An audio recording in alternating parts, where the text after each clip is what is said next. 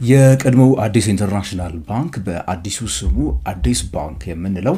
በዚህ ባሳለፍነው የበጀት ዓመት በተጠናቀቀው ጁን 30 2025 ማለት ነው አመርቂ የሆኑ ውጤቶችን አስመዝግቤያለሁ ብሏል። በዚህ ባሳለፍነው ሳምንት ውስጥ ጠቅላላ ጉባኤውን ያደረገው እንግዲህ አዲስ ባንክ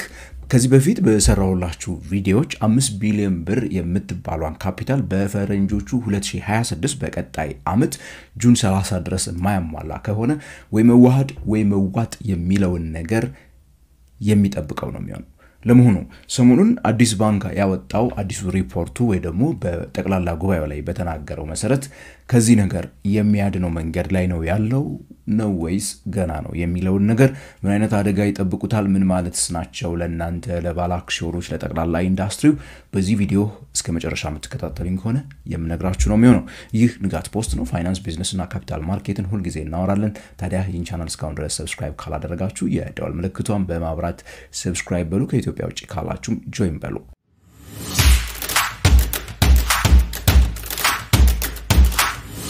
አዲስ ኢንተርናሽናል ባንክ እንግዲህ በነገራችን ላይ ሁላችሁም እንደምታውቁት በቅርብ ጊዜ ነው የብራንዲንግ ለውጥ ያደረገው። በእኛ ሀገር በጣም የተለመደ የነበረውና ድሮ ከጥቂት ዓመታት በፊት ባንኩን ትልቅነት ግዝፈት ያሳያል ብለው ከሚያስቧቸው ነገሮች ውስጥ አንደኛው ኢንተርናሽናል የምትልን ስም ከጎኑ መጨመር ነበርና ያው እንኳን ባንኮቻችን ካፌዎችም ሲፈልጉ ሬስቶራንቶችም ሁሉም ነገር አንዳንድ ድርጅቶች ኢንተርናሽናል የሚለውን ቃል በመጨመር የካምፓኒውን ግዝፈት ለመግለጽ ይሞክሩ ነበር። በኋላ ከማርኬቲንግ ዋይዝ ሲመለከቱት ብዙም የማይመስጥ ነገር መሆኑን ሲያውቁ አይ ቲንክ ሁሉም ባንኮች ማለት በሚችልበት ደረጃ ኢንተርናሽናል የሚለውን ስም አሁን እየጣሉ መጥተው እንደሚመስለኝ ይሄ የመጨረሻው ይመስለኛል። አዲስ ኢንተርናሽናል ባንክ ወደ አዲስ ባንክ ሙሉ በሙሉ ሪብራንድ አድርጓል በቅርብ ጊዜ። አዲስ ባንክ እንግዲህ በዋናነት ባለ አክሲዮኖቹ እስከማቀው ድረስ እነዚህ የህብረት ስራ ማህበራት ናቸው አዲስ አበባ አካባቢ በስፋት ያሉ። ነገር ግን ስቲል ከባንኮቹ በምስረታ በጣም የቆየ ምንለው አይነት ባንክ ቢሆንም ከሌሎቹ አንፃር ማለት ነው ከአዳዲሶቹ አንፃር አፈጻጸም አንፃር ስትመለከቱት ግን ስቲል በጣም ትንንሽ ከሚባሉት ባንኮች ጋራ የሚወዳደር አይነት ባንክ ነው። ቁጥሮቹን እንመልከት ምን አይነት ሁኔታ ላይ ነበር የነበረው ስንል ለምሳሌ በዲፖዚት አንፃር በቁጠባ ማለት ነው አሁን ያለው ቁጠባ ወደ 14 ቢሊዮን ብር አካባቢ ደርሷል። ይሄም የ34% እድገት ከባለፈው አመት ማሳየቱን ነው የተመለከተው። እንዲሁ ደግሞ ጠቅላላ ያበደረው ብድር ከዚህ ከሰበሰበው ቁጠባ ውስጥ 9.7 ቢሊዮን ብር ደርሷል። ይሄም 11.7% እድገትን ነው ያሳየው። በነገራችን ላይ ውድ ተመልካቾቼ ቁጠባ መጠን ስነግራችሁ ወይ ደግሞ የብድር መጠን or asset የሚባሉ ነገሮችን በመነግራችሁ ሰዓት አንድ መርሳት የሌለባችሁ ነገር ለምሳሌ ቁጠባ 14 ቢሊዮን ብር አዲስ ባንክ ዘንድሮ የሰበሰበው የቁጠባ መጠን አይደለም። ነገር ግን ቀድሞ ከነበረው ላይ እየጨመረ አንድ ላይ አሁን በባንኩ ዘንድ የሚገኘውን ቁጠባ ነው የሚያመለክተው። or ሌሎች ባንኮችም ለምሳሌ ይሄን ያህል ደረሰን ሲሉ በዛ አመት የሰበሰቡትን ሳይሆን አውትስታንዲንጉን ነው የሚናገሩት። ባለፉት ስራ ከጀመሩበት ዘመናት ጀምሮ የሰበሰቡትን እጃቸው ያለ ያልወጣውን ማለት ነው ቁጠባ ነው የሚነግሯችሁ ማለት ነው። ብድርም ስንል እንደዛ ነው። ሶ እንግዲህ ከባለፈው አመት 14% አይነት እድገት አሳይቷል። በዲፖዚት ደረጃ እንግዲህ ያው 14 ቢሊዮን ብር is not like በጣም ትልቅ የምትሉት ቁጠባ አይደለም። ለአንዳንድ የግል የንግድ ባንኮች አንድ ብራንች ወይ ደግሞ አንድ ዲስትሪክት የሚያመጣው የቁጠባ መጠን እንደመሆኑ 14 ቢሊዮን ብር ያን ያህል ትልቅ ብር አይደለም። ግን በእድገት ደረጃ ጥሩ የሚባል እድገትን አስመዝግቧል። የተበላሹ ብድሮችን ያው 3.4% አካባቢ አድርሻለሁ ብሏል። በብሔራዊ ባንክ የተቀመጠው ህግ 5% እንዳይበልጥ ይከለክላል። ከዶላር አንፃር 189 ሚሊዮን የአሜሪካን ዶላር ባሳለፍነው የበጀት ዓመት እንዳገኘ ነው አዲስ ባንክ የተናገረው። ከዶላር ማስገኘት አንፃር በጣም ጥሩ የሚባል ውጤት ይመስለኛል። ትልልቆቹ ከሚባሉት ባንኮች ጋር ሊወዳደር የሚችል ቁጥር ነው ይሄኛው ቁጥር ማለት ነው። ምክንያቱም በአዲስ ባንክ ደረጃ ያሉ ባንኮች ብዙ የዶላር ገቢ የሚያገኙ አይደሉምና። በሀብት መጠን እድገትን ብንመለከተው አዲስ ባንክ 23.6 ቢሊዮን ብር ደርሷል ጠቅላላ ሀብቱ ማለት ነው አሴት የምንለው። በዚህም 53.4% ስለማደጉ ነው የሰማነው። እንዲሁ በካፒታል ደግሞ ቶታል ካፒታል የምንለው የተከፈለ ካፒታሉን ሳይሆን ሌሎቹን ሁሉንም ጨምሮ ሪዘርቭ የመሳሰሉትን ነገሮች ጨምሮ 5.6 ቢሊዮን ብር ደርሷል። ይሄም 78% እድገት የታየበት አመት ነበር። ታዲያ ሁላችሁም የምትጠይቋት የፔድ አፕ ካፒታል ጉዳይ ነች። ፔድ አፕ ካፒታሉ 2.5 ቢሊዮን ላይ ነው የሚገኘው በጁን 30 2025 ማለት ነው የአዲስ ባንክ። ይሄ ማለት ከባለፈው አመት የ22.7% አካባቢ እድገትን ነው ያሳየው። እንግዲህ 5 ቢሊዮን ይጠበቅበታል በሚቀጥለው አመት ጁን ድረስ ይሄንን ካላደረገ ያው መዋሃድ ወይ ደግሞ መዋጥ የሚለው ነገር ይጠብቀዋል ብያችኋለሁ በጣም ጥሩ የሆነው ነገር ግን ይሄንን ነገር ለመሙላት የሚያስችል መንገድ ላይ እየሄዱ እንዳለ የሚያስመስል አንድ የታዩ ነገሮች አሉ በጠቅላላ ጉባኤው ላይ ለምሳሌ ባንኩ በዚህ ባሳለፍነው አመት ከታክስ በፊት ያተረፈው ትርፍ 2.2 ቢሊዮን ብር አካባቢ የነበረ ሲሆን ከዚህ ውስጥም 1.38 ቢሊዮን ብሩን እንግዲህ በዲቪደንድ መልኩ ለባለ ድርሻዎቹ ወይ ደግሞ ለባለ አክሲዮኖቹ አከፋፍሏል አሪፉ ነገር እንግዲህ እዚህ ጋር ነው የሚመጣው ባንኩ 1.38 ቢሊዮን ብር የባንኩ ባለ ድርሻዎች ማለት ነው በአጠቃላይ ይህንን 1.38 ቢሊዮን ብር በአጠቃላይ ወስደው ምን ለማድረግ አስበዋል የፔድ አፕ ካፒታሉ ላይ ሊከፍሉት አስበዋል ሙሉ በሙሉ 1.38 ቢሊዮኑን የሚከፍሉ ከሆነ የአዲስ ባንክ ባለ አክሲዮኖች በዚህ አመት ጠቅላላ የተከፈለ ካፒታላቸው 3.88 ቢሊዮን ብር አካባቢ ይሆናል ማለት ነው ስቲል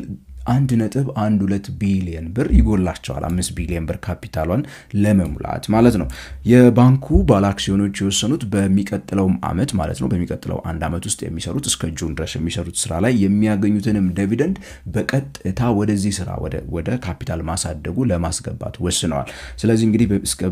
በሚቀጥለው አመት በሚሰሩት ወይ ደግሞ በዘንድሮ እየሰሩ ባሉት ስራ 1.12 ቢሊዮን ብር አካባቢ ዲቪደንድ የሚያገኙ ከሆነ ያንን ዲቪደንድ መልሰው ምን ለማድረግ አስበዋል ማለት ነው ወደ ካፒታል ማሳደጉ ለመውሰድ አስበዋል ከዛ ባለፈ ከሚቀጥለው አመት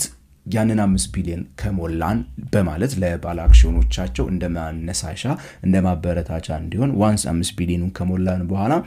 የዲቪደንድ የሚባለው ነው የትርፍ ክፍፍሉን በየ4 ወሩ ወይ ደግሞ በኳርተር በመንለው በየ3 ወሩ በሩብ አመቱ መክፈል እንጀምራለን የሚል ነገር አንስተዋል ይሄ በሌላው ዓለም በጣም የተለመዱ ናቸው በአንዳንድ ሀገራት ማለት ነው እንደ ስቴብል የተባሉ ካምፓኒዎች በጣም ትልልቅ ካምፓኒዎች እንደ አዲስ ባንክ እንኳን ገና ያደጉ ያሉ ባንኮች ሳይሆኑ ትልልቆቹ ተቋማት የሚያደርጉት አይነት የዲቪደንድ አከፋፈል ስርዓት ነው የተለየ ነገር አይደለም ኖርማሊ የሚያደርጉት በአመት የሚከፈለው ዲቪደንድ አራት ከፍሎ በየ3 ወሩ መክፈል ማለት ነው ለምሳሌ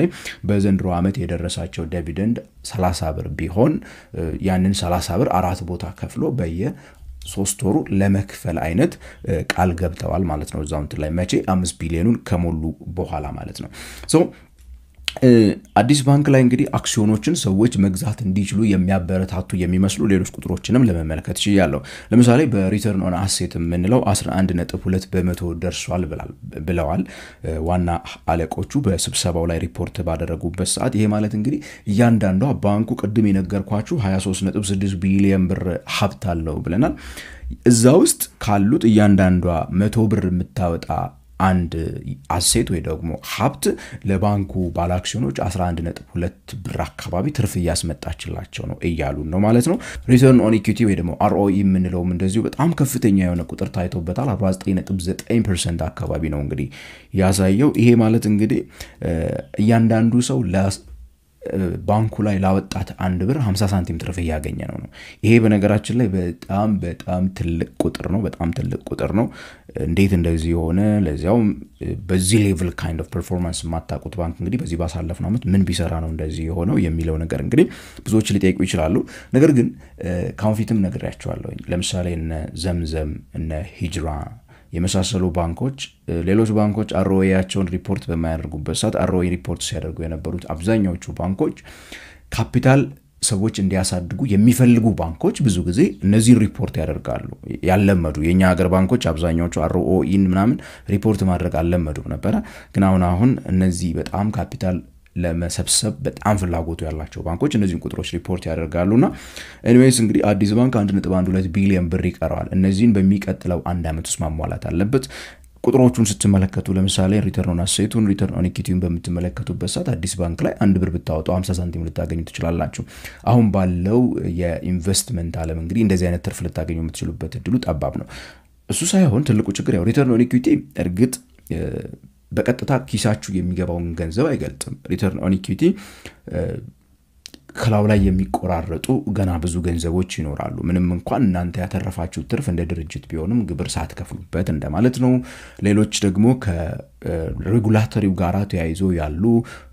መሸፈን ያለባቸው ወጪዎች አሉ እነሱን ሳይጨምር ማለት ነው እንዲሁም ደግሞ የተበላሹ ብድሮች ካሉ ለነዚህ የምታወጧቸውን ወጪዎች እነዚህ ነገሮች ስራችሁን ሰስቴኔብል ለማድረግ ወይ ደግሞ የባንኪንግ ስራ ውስጥ ከሆነ ያላችሁት ያንን ለማስቀጠል የሚያስፈልጉ ወጪዎች ሳይታሰቡ ነው 50 ሳንቲም በአንድ ብር ላይ ያተረፋችሁት እነዛ ተቀናንሰው ሲመጡ ሜቢ 25 ሳንቲም 30 ሳንቲም ሆኖ ሊመጡ የሚችሉበት እድል ይኖራል ኤኒዌይስ ግን የአዲስ ባንክ አክሲዮኖችን አሁን ባለው ቁመናው ሰዎች ቢገዙት በጣም ጥሩ ትርፍ ሊያስገኝ የሚችል ነው የሚመስለው ምክንያቱም ከኢንዱስትሪ አቨሬጁ በጣም ከፍ ያለ ነው 49.9% ሪተርን ኦን ኢኩዊቲ ማለት ነው